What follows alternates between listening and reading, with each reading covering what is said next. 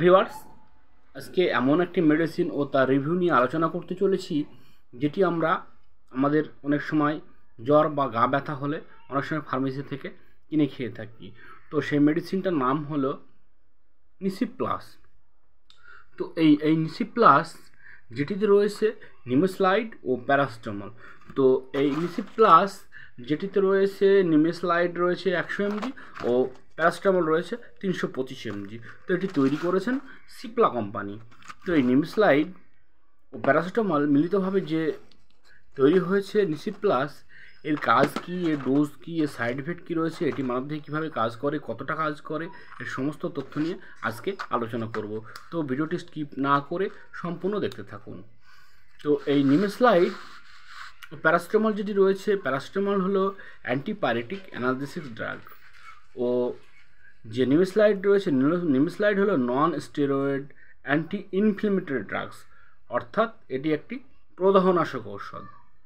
ও paracetamol যে antipyretic analgesic রয়েছে, এটি শুধুমাত্র শারীরিক তাপমাত্রাকে রোধ করতে, বা আমরা যেটাকে জ্বর বলি, অনেক সময় কী হয়, আমাদের শরীরে তাপমাত্রা বেড়ে গেলে অনেক সময় আমাদের স্বাভাবিক তাপমাত্রা 98 ডিগ্রি থাকা প্রয়োজন একটা অ্যাডাল্ট মানুষের, সেটা দেখা যায় 102 বা 103 হয়ে যায়।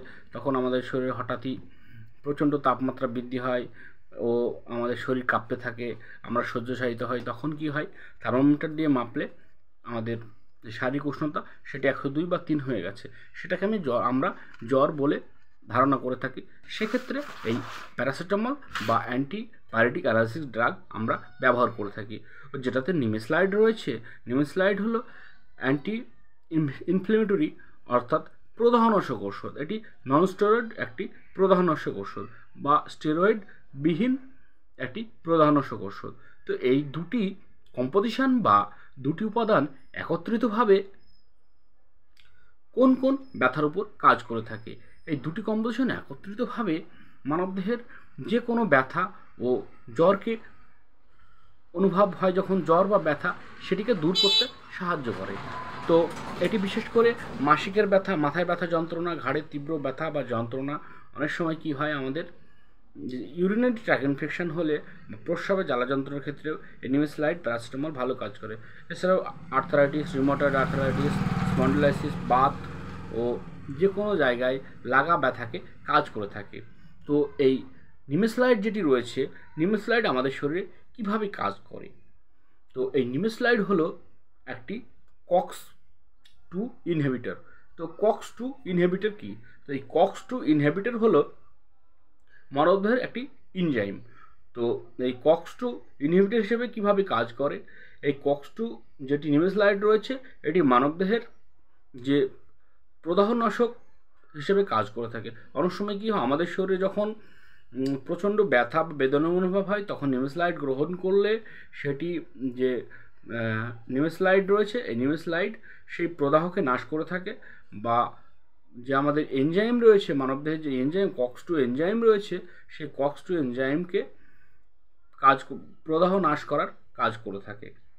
তো এই মেডিসিনের প্রয়োগ করার ডোজ রয়েছে। তো নিমেসলাইড ও প্যারাসিটামল একত্রিতভাবে ডাক্তারবাবুরা এটিকে দিনে 2 থেকে 3 বার প্রয়োগ করে থাকেন। এটি রোগের গতিবিধি নির্ধারণ করে ডাক্তারবাবুরা দিয়ে থাকেন। তো এটি শুধুমাত্র অ্যাডাল্ট ডোজে গ্রহণ করানো যায় দিনে 2 থেকে 3 বার। তো এই নিমেসলাইড গ্রহণ করলে অনেকটুকু সাইড এফেক্ট আমরা লক্ষ্য করি, যেমন মাথা যন্ত্রণা, বমি বমি ভাব, পেট ব্যথা, অ্যাসিডিটি, বমি ভাব, অডিনোটা ও অ্যালার্জেটিক রিয়াকশান হতে পারে। এছাড়াও কী হয়, কোষ্ঠকাঠিন্যের মতো সমস্যা দেখা দিতে পারে। তো এই নিমেসলাইড ও প্যারাসিটামল যেটি এই নিসিপ প্লাস ছাড়াও আমরা বাজারে অনেক নামে পেয়ে থাকি। তো এই নিমেসলাইড ও প্যারাসিটামল বিশেষ করে যে সমস্ত মহিলারা স্তন্যদানকারী ও গর্ভবতী রয়েছেন, তারা এই নিমেসলাইড বা প্যারাসিটামল একই সঙ্গে গ্রহণ করবেন না। গ্রহণ করার আগে অতি অবশ্যই ডাক্তারবাবুর শরণাপন্ন হয়ে ডাক্তারবাবুর সঙ্গে আলোচনা করে তবেই গ্রহণ করবেন। তো বিশেষ করে যাদের হার্টের সমস্যা বা কিডনির সমস্যা বা লিভারের গোলযোগ রয়েছে, তারা তো এই মেডিসিনটা গ্রহণ করবেনই না। ও যারা বিশেষ করে অ্যালকোহলার, তারা এই মেডিসিনটি গ্রহণ করলে তাদের রোগের কাজ হবে না। বিশেষ করে বিশেষ প্রতিক্রিয়া হতে পারে, তবে এই মেডিসিনটি গ্রহণ করার পর ড্রাইভ এড়িয়ে চলাই ভালো। তো এই মেডিসিনটি বিশেষ করে যাদের সমস্যা রয়েছে, শারীরিক সমস্যা রয়েছে বা থাইরয়েড বা সুগারের সমস্যা রয়েছে, তারা এই মেডিসিনটি গ্রহণ করবেন না।